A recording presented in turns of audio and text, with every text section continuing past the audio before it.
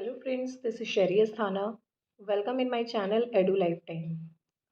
Fundamental of management की series को आगे बढ़ाते हुए आज हम डिस्कस करेंगे हेनरी फ्यूल के एडमिनिस्ट्रेटिव थ्योरी को, जिसमें उन्होंने 14 प्रिंसिपल ऑफ मैनेजमेंट का जिक्र किया है। लास्ट वीडियो में हमने एफ.डब्ल्यू. टेलर के साइंटिफिक टेक्निक को डिस्कस किया था। उसका लिंक मैंने डिस्क्रिप्शन बॉक्स में दिया हुआ है। गाइज, अगर आपने मेरा चैनल अभी तक सब्सक्राइब नहीं किया है तो please subscribe my channel. It will help to you receive notification regarding my videos. So now without wasting time let's start today's video. सो जिस प्रकार से टेलर को साइंटिफिक मैनेजमेंट का जन्मदाता कहा जाता है, उसी प्रकार से हेनरी फ्यूल को एडमिनिस्ट्रेटिव मैनेजमेंट या फंक्शनल मैनेजमेंट को बनाने का सारा श्रेय दिया जाता है. अब बात करते हैं कि इस थ्योरी के पीछे फ्यूल का क्या अनुभव था, जिस आधार पर इस थ्योरी को बनाया गया. यानी कि हेनरी फ्यूल ने ऐसा क्या एक्सपीरियंस किया जिसके बिहाफ पर उन्होंने 14 प्रिंसिपल ऑफ मैनेजमेंट और जो मैनेजरियल फंक्शंस हैं उनको उनके बारे में बताया. सो फ्यूल फ्रांस के कोयले की खान में टॉप लेवल मैनेजमेंट पर एक अच्छी पोस्ट पर काम करते थे. उनका ध्यान टेलर की तरह वर्कर्स की प्रोडक्टिविटी से रिलेटेड मैनेजमेंट पर न जाकर एडमिनिस्ट्रेटिव मैनेजमेंट या फंक्शनल लेवल पर गया. उनका मानना था कि सभी मैनेजर या एडमिनिस्ट्रेटिव ऑफिसर्स को मैनेजमेंट प्रोसेस के अंदर कुछ निश्चित काम करने चाहिए, जैसे planning, organizing, coordination, control etcetera. और ये सभी क्षेत्रों में प्रॉपर रूप से लागू होते हैं, क्योंकि ये प्रिंसिपल मैनेजरियल स्किल्स में सुधार लाते हैं. इसलिए मैनेजर्स को इन सब स्किल्स के बारे में प्रॉपर नॉलेज होनी चाहिए और प्रॉपर एग्जीक्यूशन पता होना चाहिए. अब फ्यूल ने अपने एक्सपीरियंस के आधार पर ये बताया कि चाहे कोई भी क्षेत्र हो कार्य का, उसमें सभी कामों को 6 भागों में डिवाइड किया जाता है. अब ये 6 क्या थे? जो 6 फंक्शनल मैनेजमेंट के कॉन्सेप्ट में 6 जो उन्होंने क्षेत्र बांटे थे, वो थे technical, commercial, financial, security, accounting, managerial. So जैसे टेक्निकल में क्या था? जो प्रोडक्शन, मैन्युफैक्चरिंग और अडेप्टेशन से रिलेटेड काम होते हैं. कमर्शियल में मार्केट डिमांड, आपके कॉन्ट्रैक्ट, बाइंग, सेलिंग, एक्सचेंज करना, ये सारा प्रोसेस कमर्शियल में था. फाइनेंशियल में कि आप पूंजी को किस तरीके से उनका ऑप्टिमम यूटिलाइजेशन कर रहे हो, सर्च करना कि पूंजी को कहाँ पे लगाया जा सकता है. सिक्योरिटी, जो आपकी रिसोर्सेज है, चाहे वो फिजिकल फॉर्म में हो चाहे वो ह्यूमन फॉर्म में हो, आपकी जो असेट्स हैं उनकी पूरी की पूरी प्रोटेक्शन से related functions. Accounting, balance sheet banana, profit and loss देखना, कॉस्टिंग देखना, ये सब हमारे अकाउंटिंग. एंड लास्ट उन्होंने बताया मैनेजरियल, जिसके अंदर उन्होंने planning, organizing, commanding, coordination and controlling. इस तरीके से उन्होंने 6 भागों में डिवाइड किए थे, जो ऑर्गेनाइजेशन के अंदर काम होते हैं. अपने एक्सपीरियंस के आधार पर उन्होंने बताया कि ये 6 मेन काम होते हैं जो हर ऑर्गेनाइजेशन के अंदर करे जाते हैं.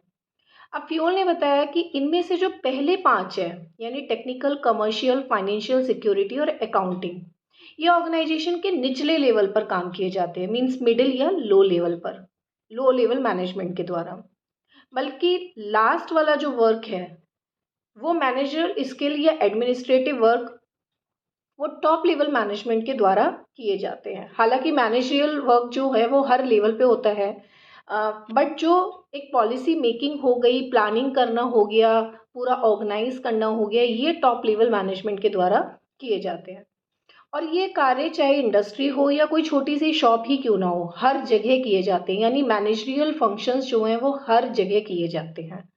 तो उनके हिसाब से जो 5 फंक्शंस ऑफ मैनेजमेंट थे, वो थे planning, organizing, commanding, coordination and control.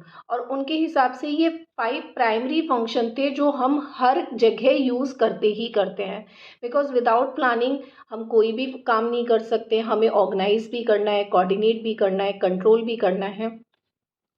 तो उनका ये मानना था कि एडमिनिस्ट्रेटिव वर्क पे, या जब आप कोई भी काम कर रहे हो, टेक्निकल लेवल पे कर रहे हो, फाइनेंशियल लेवल पे कर रहे हो, कोई भी काम कर रहे हो, किसी भी लेवल पे काम कर रहे हो, विदाउट दीज फंक्शंस आप कभी भी उस काम को प्रॉपर तरीके से, स्मूथली तरीके से नहीं पूरा कर सकते हो. इन फंक्शंस की, इन मैनेजरियल स्किल्स की ज़रूरत पड़ेगी ही पड़ेगी.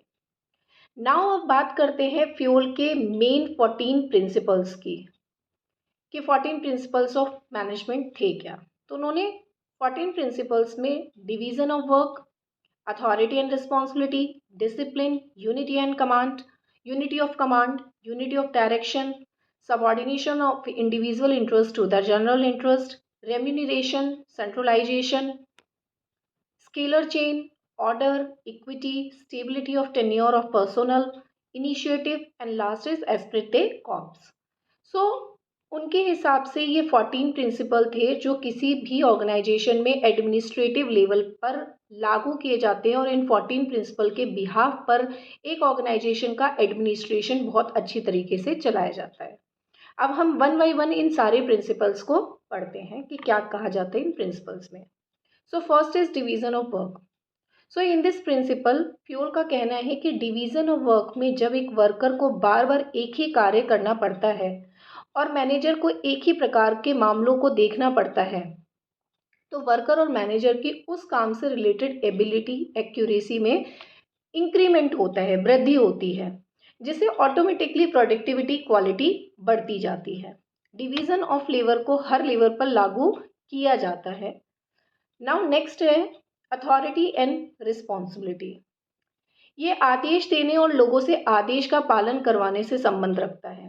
According to this principle authority responsibility के अनुसार होनी चाहिए, यानी कि अथॉरिटी और रिस्पॉन्सिबिलिटी के बीच में एक बैलेंस होना चाहिए। समटाइम क्या होता है कि आपके पास पावर तो है, ठीक है, बट रिस्पॉन्सिबिलिटी नहीं निभा रहे हो, आपको वो रिस्पॉन्सिबिलिटी नहीं दी गई है, ठीक है, तो वहाँ पे भी क्या हो जाएगा, डिसबैलेंस हो जाएगा। और सम टाइम है कि आपको जिम्मेदारियां तो बहुत दे दी हैं बट आपको पावर नहीं दी है। आप ड्यूटी तो निभाओगे बट पावर नहीं है कोई भी डिसीजन को लेने के लिए, यानी अथॉरिटी नहीं है। तो अगर अथॉरिटी जो है वो रिस्पॉन्सिबिलिटी से बहुत ज़्यादा हो जाती है तो मैनेजर क्या करने लगता है, उसका मिसयूज़ करने लगता है। और अगर रिस्पॉन्सिबिलिटी अथॉरिटी से बहुत ज़्यादा हो जाती है तो क्या हो जाता है कि आपको लगता है आप बस केवल काम करते जा रहे हो, करते जा रहे हो, ये मेरी जिम्मेदारी है, मैं करता जा, पर मेरे पास कोई भी अथॉरिटी नहीं है कोई डिसीजन लेने के लिए। तो यहाँ पे कहा गया है कि एक मैनेजर के पास में अथॉरिटी और रिस्पॉन्सिबिलिटी के बीच में एक बैलेंस होना चाहिए। ऐसा नहीं अथॉरिटी ज़्यादा दे दी रिस्पॉन्सिबिलिटी कम दे दी, ऐसा भी नहीं होना चाहिए कि रिस्पॉन्सिबिलिटी ज़्यादा दे दी और अथॉरिटी कम दे दी। तो इस तरीके से अथॉरिटी एंड रिस्पॉन्सिबिलिटी का कॉन्सेप्ट फ्यूल ने अपने एडमिनिस्ट्रेटिव थ्योरी के अंदर दिया है। थर्ड है आपका डिसिप्लिन। एक ऑर्गेनाइजेशन के प्रोसेस के लिए हर काम में हर लेवल पर डिसिप्लिन होना बहुत ज़रूरी है। मैनेजमेंट और वर्कर्स के बीच कुछ एग्रीमेंट जो कि कुछ रूल एंड रेगुलेशन को कंसीडर करते हो। आफ्टर ऑल डिसिप्लिन इज की टू सक्सेस, सो ये ऑर्गेनाइजेशन के मैनेजरियल लेवल पर भी लागू होता है।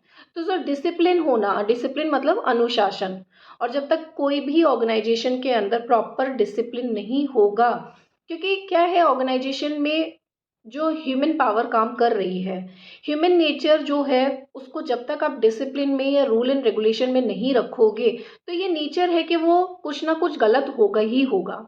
तो डिसिप्लिन में रखना बहुत ज़्यादा ज़रूरी है, और उसके लिए जो भी एग्रीमेंट होता है वर्कर और मैनेजमेंट के बीच में, वो एग्रीमेंट लागू किए जाने चाहिए, rule and regulation policy making होनी चाहिए regarding to maintain the discipline. ना fourth is unity of command. So according to this principle हर वर्कर को कमांड एक ही मैनेजर से रिसीव होना चाहिए ताकि वो वर्कर केवल उस मैनेजर के प्रति अकाउंटेबल रहे। डबल मैनेजरियल पॉलिसी में काम बहुत खराब होता है और डिसिप्लिन धीरे धीरे खत्म होने लगता है, ठीक है। तो मतलब जैसे मान लो कि मैं हूँ और मेरे ऊपर दो बॉस बैठ जाए, तो दो लोग मुझे कमांड कर रहे हैं। अब जब दो लोग मुझे कमांड करेंगे तो क्या होगा, मुझे कभी समझ में ही नहीं आएगा कि मैं किसकी बात मानूं, मेरे लिए तो दोनों बॉस हैं। तो एक ही मैनेजर जो है वो नीचे, उसके नीचे जितने भी लोग हैं वो केवल उसी को फॉलो करें, ठीक है। इस तरीके की पूरी श्रृंखला बननी चाहिए जहाँ पे यूनिटी ऑफ कमांड जो है वो एक सबऑर्डिनेट जो है वो दो लोगों को फॉलो ना करे, एक सबऑर्डिनेट का एक ही सीनियर होना चाहिए। तो कमांड जो होगी वो क्या होगी, एक ही डायरेक्शन में जाएगी। नेक्स्ट है हमारा unity of direction. So according to this principle same objective को पूरा करने से रिलेटेड सभी काम के लिए एक प्लान और एक मैनेजर होना चाहिए। मीन्स कोई भी गोल मल्टीपल प्लानिंग से नहीं चलानी चाहिए। मतलब ऐसा नहीं है कि आपने गोल तो डिसाइड कर लिया पर आपका डायरेक्शन ही नहीं समझ में आ रहा है। कभी आप प्लान चेंज करके किसी डायरेक्शन में चले जाते हो, कभी किसी डायरेक्शन में चले जाते हो। ठीक है, कभी उस प्लान के ऊपर कोई मैनेजर आके काम करने लगता है, कभी कोई, आज एक बंदा काम कर रहा है कोई दूसरा काम करेगा। तो इस तरीके से कभी ऑर्गेनाइजेशन नहीं चलता है। एक प्रॉपर प्लानिंग सेट करके उसी डायरेक्शन में चलना इस प्रिंसिपल में कहा गया है। सिक्स्थ है हमारा subordination of individual interest to the general interest. अब ये प्रिंसिपल कहता है कि ऑर्गेनाइजेशन में इंडिविजुअल इंटरेस्ट मींस एक वर्कर का अपना पर्सनल एम, ऑब्जेक्टिव या इंटरेस्ट मायने नहीं रखता है। उसे ऑर्गेनाइजेशन के कॉमन गोल के साथ मिलकर काम करना पड़ेगा।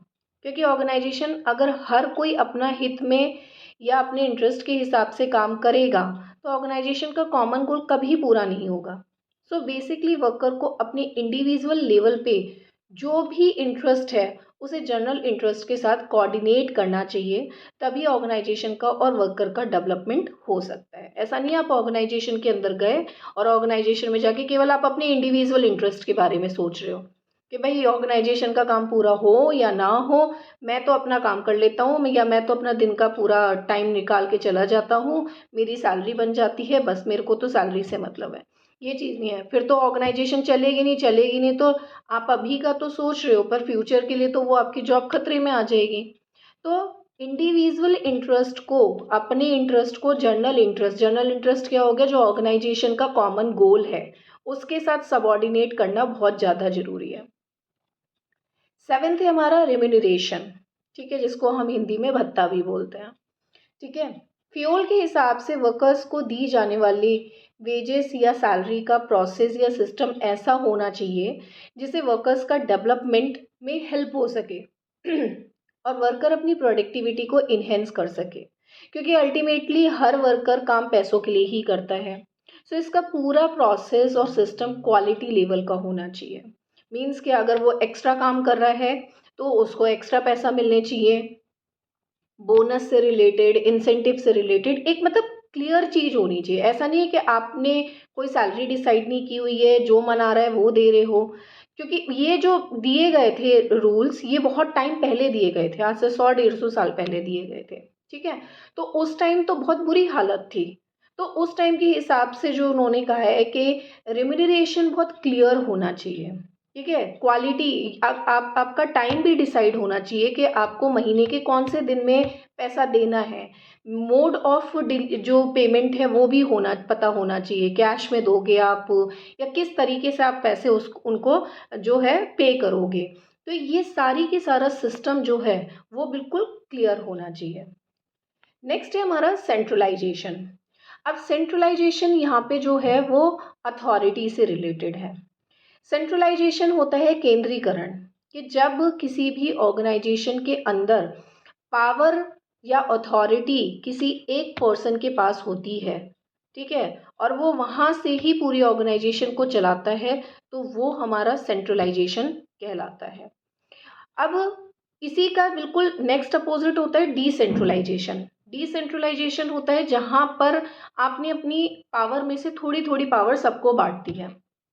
जैसे फॉर एग्जांपल मैं अकाउंट डिपार्टमेंट का ले लेती हूँ कि आपने जो कैशियर है, कैशियर को सीधी सीधी ये पावर दे दी है कि भाई 5,000 रुपये तक का जो भी पेमेंट करना है उसके लिए तुम्हें अपने टॉप लेवल या अपने एचओडी से पूछने की ज़रूरत नहीं है, तुम अपने साइन करो और अपने साइन करके जो है दे दो।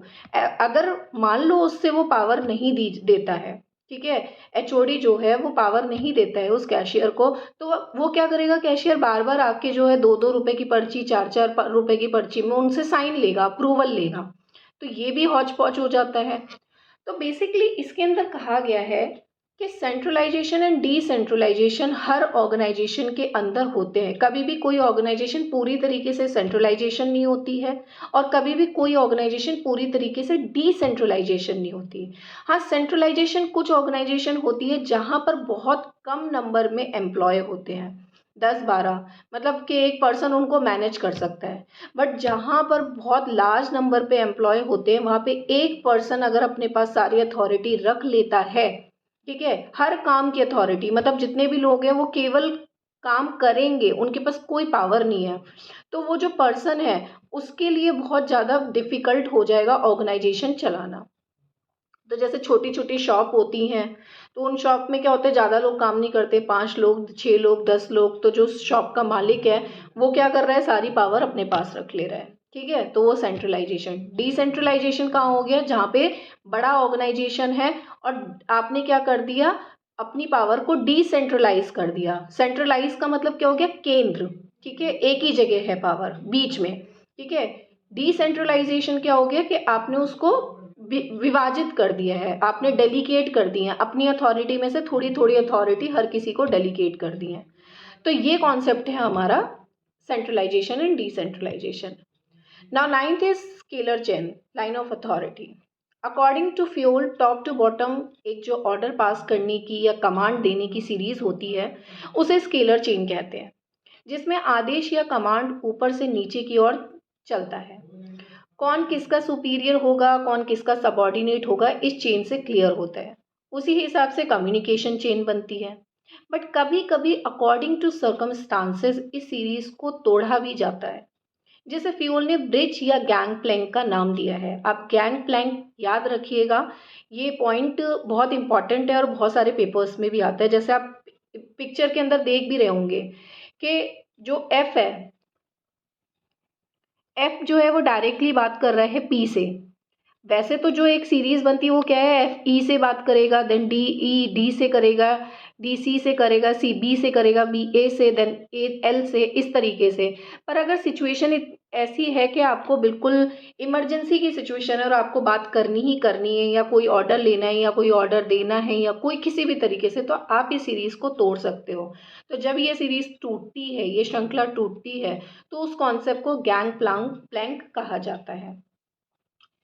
सो मीन्स अगर कोई वर्कर या मैनेजर इस चेन को तोड़कर डायरेक्टली कम्युनिकेट करता है, then it becomes the gangplank. Now tenth है ऑर्डर। अब ये ऑर्डर आदेश देने वाला ऑर्डर नहीं है। This implies to everything should be in proper state and systematic. Means एक ऑर्गेनाइजेशन को प्रॉपर स्मूथ तरीके से चलाने के लिए वहाँ के फिजिकल और ह्यूमन रिसोर्सेज का प्रॉपर अरेंजमेंट होना चाहिए। सभी मटेरियल, वॉटेवर कच्चा माल हो या फिनिश्ड गुड हो, सबका एक प्रॉपर स्थान होना चाहिए। सेम वर्कर हो या मैनेजर, सबको अपनी एबिलिटी, एक्सपीरियंस, क्वालिफिकेशन के हिसाब से काम मिलना चाहिए। तो ये है हमारा ऑर्डर। नेक्स्ट है हमारा इक्विटी। इक्विटी है, इक्विटी मीन्स मैनेजर की तरफ से वर्कर के लिए काइंडनेस और जस्टिस वाला एटीट्यूड होना चाहिए, जिसे वर्कर भी ऑर्गेनाइजेशन के लिए फेथफुल एटीट्यूड डेवलप कर सके। यानी कि एक मैनेजर के लिए सभी बराबर होने चाहिए। अगर कहीं पे उसको लगता है कि मतलब इनजस्टिस ना हो, अगर एक को किसी काम को गलत करने के लिए जो पनिशमेंट दी जा रही है, सेम पनिशमेंट दूसरे को भी हो, अगर सेम काम जो है वो गलत कर रहा है या सेम तरीके की उसने कोई गलती करी है, तो यहाँ पे इक्विटी का प्रिंसिपल लागू होता है according to the Fayol. Fourth है हमारा stability of tenure of personnel.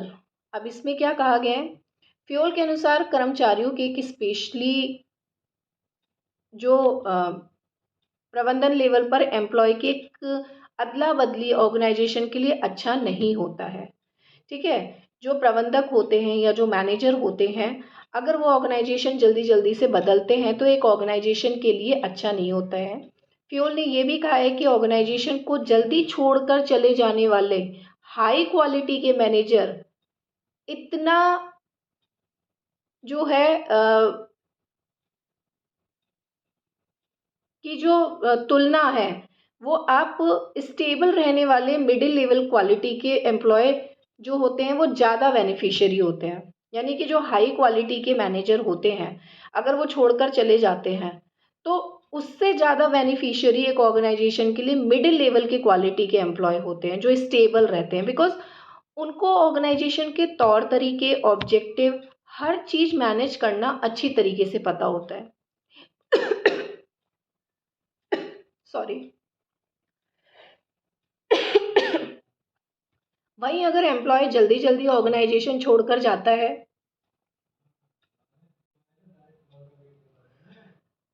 Employ अगर जल्दी जल्दी ऑर्गेनाइजेशन छोड़कर जाता है तो नए एम्प्लॉय को स्टेबल होने में समय लगता है और ऑर्गेनाइजेशन के लिए समय बहुत इंपॉर्टेंट होता है।